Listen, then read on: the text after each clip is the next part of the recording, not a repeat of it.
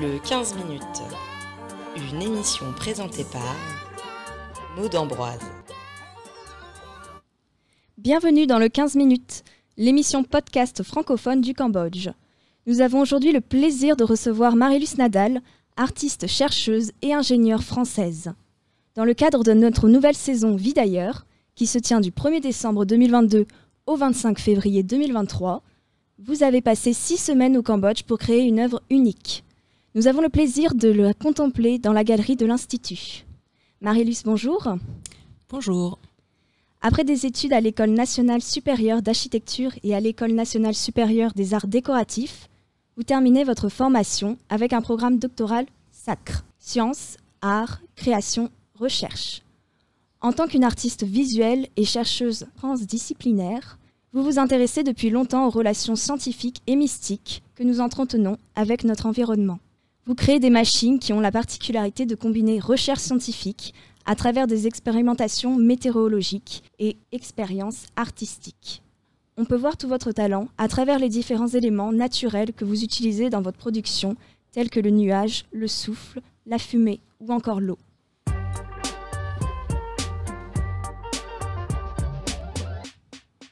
Donc on va d'abord commencer peut-être par les origines, tout simplement d'où est née cette envie de domestiquer la nature.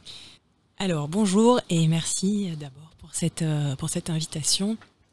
Donc oui, je travaille beaucoup autour de l'atmosphère, plus particulièrement des nuages et des coups de foudre, entre autres. Je pense pouvoir dire que l'origine de toutes ces recherches est vraiment familiale. Elle est ancrée dans un rapport de famille, un rapport qu'entretenait mon grand-père avec son environnement. Mon grand-père, comme son père, comme mon père, comme tous les hommes, depuis plusieurs générations dans ma famille, sont agriculteurs, plus particulièrement vignerons, de père en fils. Et ils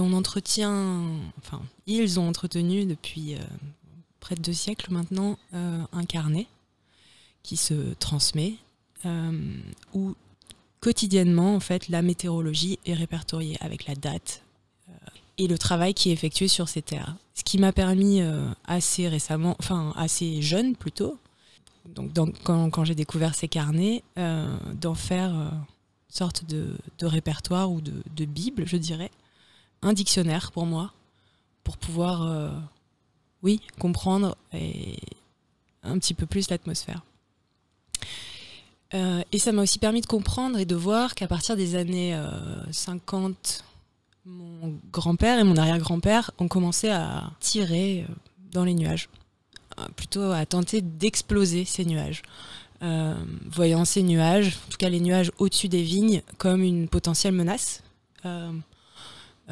comme quelque chose qui pourrait nuire à toutes les récoltes et tout leur travail. Et finalement, cette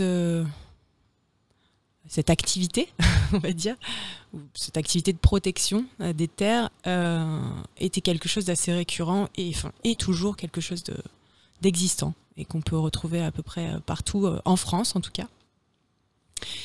Et donc voilà, découvrant un petit peu tout ce système, ça m'a très tôt fascinée. Je me suis demandé pour quelles raisons on cherchait à abattre ce qu'on n'arrive pas à atteindre, et plutôt que de tenter de reproduire cette même action, j'ai eu envie de comprendre comment fonctionnaient les nuages et donc à essayer de les saisir, les capturer pour un temps à minima. Et justement, comme je l'ai mentionné juste avant, vous utilisez différentes matières premières dans vos œuvres. Et quelle est votre matière première de prédilection ? Je pense qu'on peut tout de suite la deviner, celle qui vous inspire le plus du moins. Alors oui, le nuage, c'est effectivement une matière qui est très importante pour moi, en sachant que aussi l'endroit d'où je viens, donc cet endroit où mon grand-père chassait les nuages, cette matière est assez rare, puisque très souvent chassée par un vent constant et sec. Et je crois que sa rareté en fait aussi la beauté. Ouais. Donc, dans vos recherches scientifiques, quelle est la place que vous donnez à l'art ? Alors, oui, donc je suis chercheuse.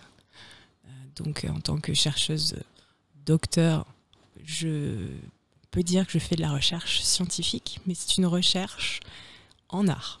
Donc la place de l'art y est centrale.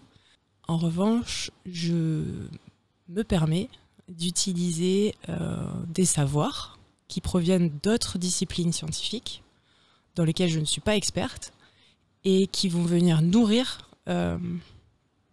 mes propres œuvres, qui sont en fait, là encore, des recherches. C'est-à-dire que chacune des pièces que je produis, chacune des œuvres que je produis, est une opportunité pour moi d'ouvrir une nouvelle question.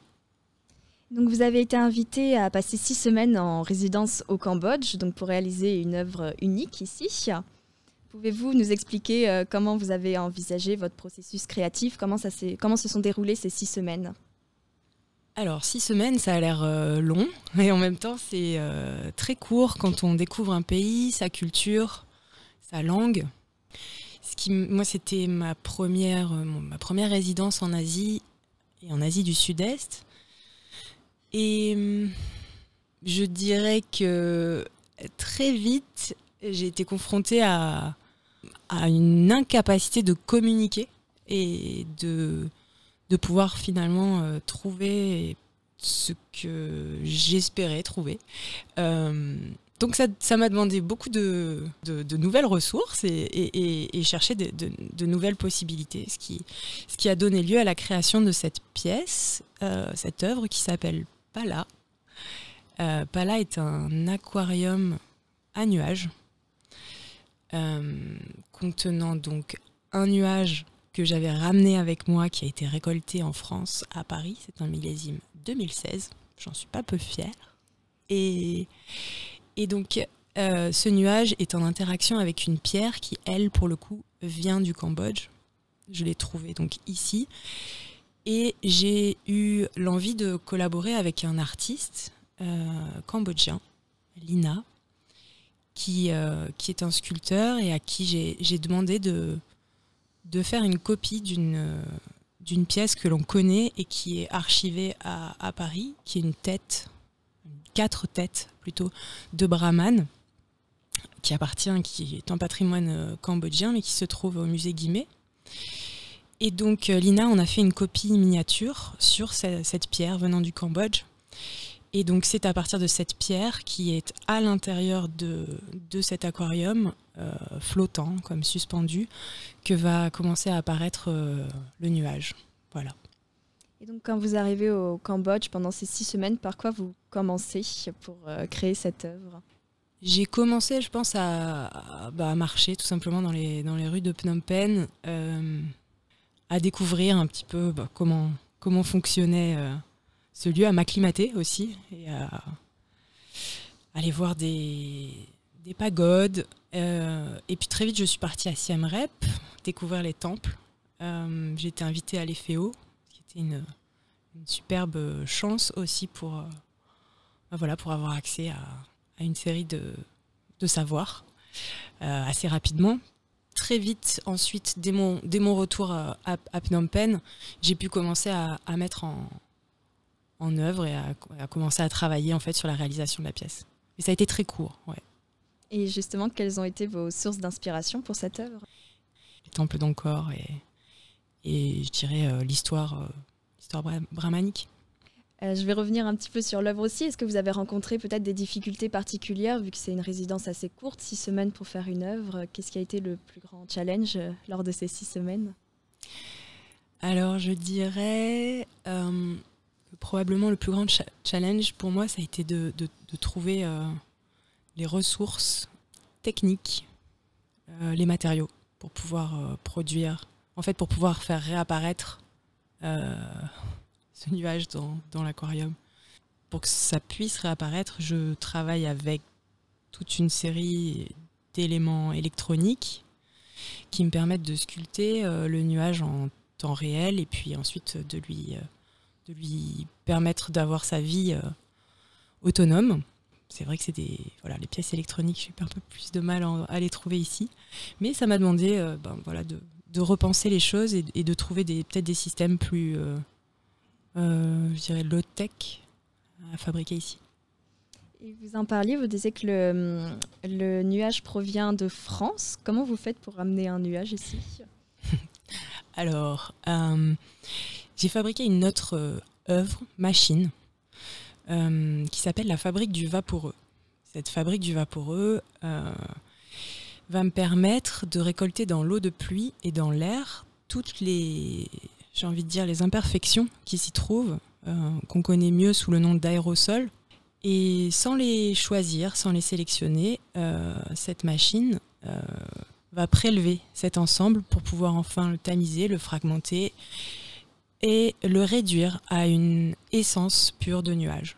Donc à chaque fois que la machine voyage quelque part, elle me permet de sampler, de récolter une essence qui va être une essence d'un nouveau territoire.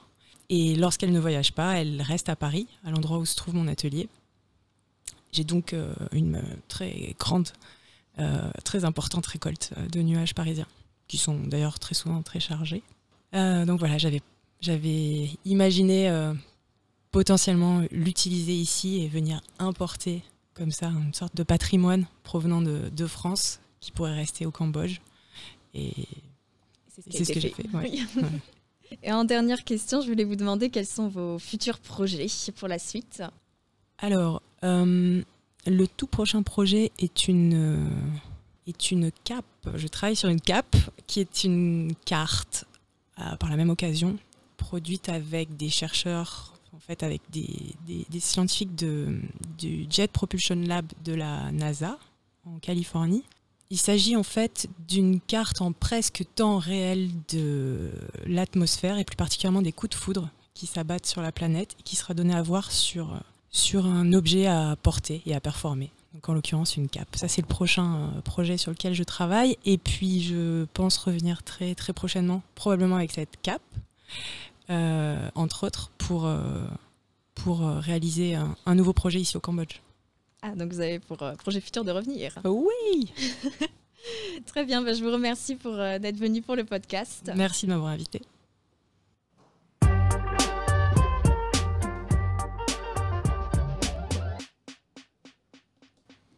C'est déjà la fin de cet épisode du 15 minutes, le podcast de l'Institut français du Cambodge. Je tiens à remercier chaleureusement Marie-Luce Nadal d'avoir accepté notre invitation. Je tiens aussi à remercier Setlavi N, Amélie Gauche et Marie-Alice Godot pour la réalisation de ce podcast. Vous pourrez retrouver cette émission sur notre page Facebook, notre chaîne YouTube et notre site internet. N'hésitez pas à la partager et à bientôt!